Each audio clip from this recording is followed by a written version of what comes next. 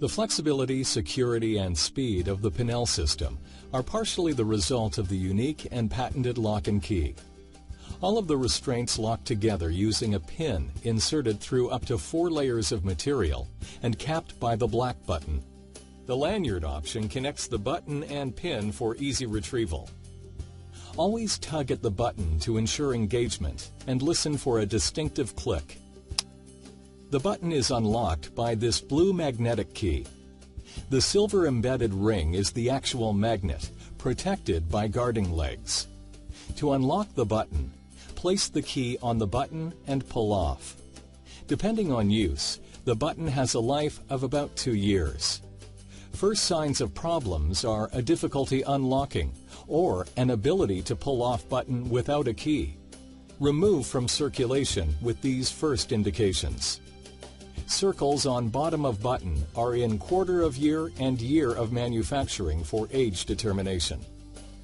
The 4 layers of material are locked together with approximately 850 pounds of force. When there is pressure under the button, as there is with this much material, the button will not disconnect when key is applied. You need to relieve the pressure from beneath the button in order to allow opening.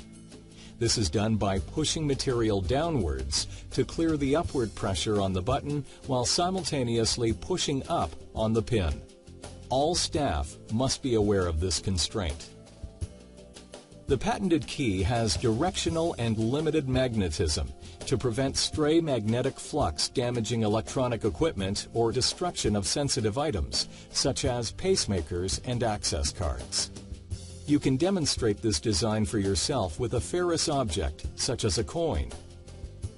Notice strong magnetism internal to the protective legs, but none on the side or back. Try this test on your current key. Here is a side-by-side comparison of damaging flux lines between a commonly used magnetic key and a Pinel key. A new patented product designed for easy use and safe storage of the key is the magnetic cap and lanyard. Exposed magnetic keys inadvertently passing sensitive equipment may cause damage. This invented cap and key combined has no external magnetism. The key is held on the cap by magnetic pull for easy retrieval when required to open a lock.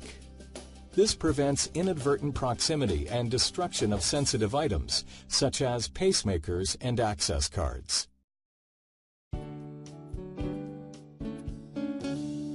All Pinel textiles used in the body parts are layered to exhibit special properties that are all fire retardant and antimicrobial. The yellow inner core is a para-aramide. For example, the DuPont brand name Kevlar is a para-aramide and typically used in bulletproof vests and chainsaw protective pants. With obvious strength to prevent cutting and wear, it is also fire retardant, light, and absorbs little or no moisture, allowing for rapid drying. The next layer is a closed-cell foam for comfort. The blue outer layer is brushed microfiber, which has much more wicking power than cotton, but has a feel of cashmere. The combined material washes and dries within 1 hour, increasing rapid turnover and requiring less inventory. Limb cuff. The unique Pinel cuff is able to secure a limb very quickly with one swoop, ensuring no escape. The gray tab at the end of the black portion is to be held very firmly when beginning the cuffing. Strike as close to the wrist as possible. Angle slightly away from the wrist, push firmly downward, then pull white portion on black. Remember, black first, then white. The cuff should be slightly crossed, at an angle equal to the slope of the arm. The white loop has good longevity, but strength check often to ensure a strong hold. During the wash cycle, the black hook should be covered with the special cover to prevent lint clogging and also preserving life. The smaller security strap is used to cover the Velcro cuff for additional holding strength and prevent undoing the Velcro. The opposite buckle is used to ensure that the security strap completely wraps the cuff tightly. Once the strap has been passed over the cuff, through the buckle, it can be attached to the same security strap coming from the other wrist or ankle. Whenever the patient pulls, the cuff self-tightens, but relaxes when he or she stops. This is the recommended method for emergency restraining. The other method is to ensure that the patient cannot tear open the Velcro when allowed access with teeth, for example, for self-feeding. Start by passing the strap over the cuff as before and through the opposite buckle. Now, insert a pin between that strap and the cuff. The strap is then brought back over itself and locked. Notice that there is a buckle open for securing an additional strap.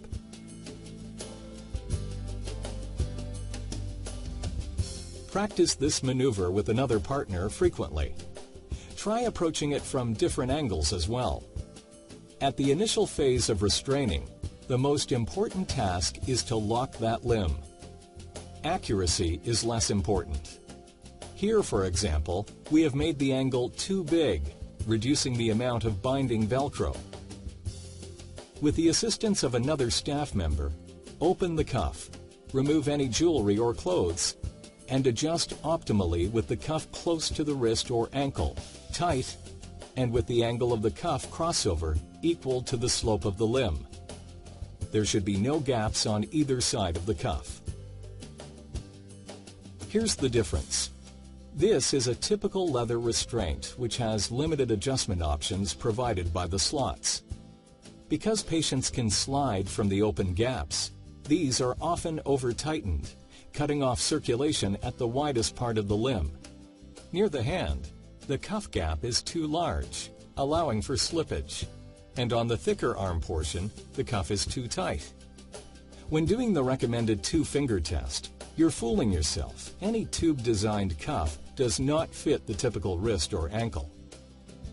Leathers are also an infection problem. All Pinel's material washes and dries within 1 hour. They may be autoclaved, but do not use chlorine bleach.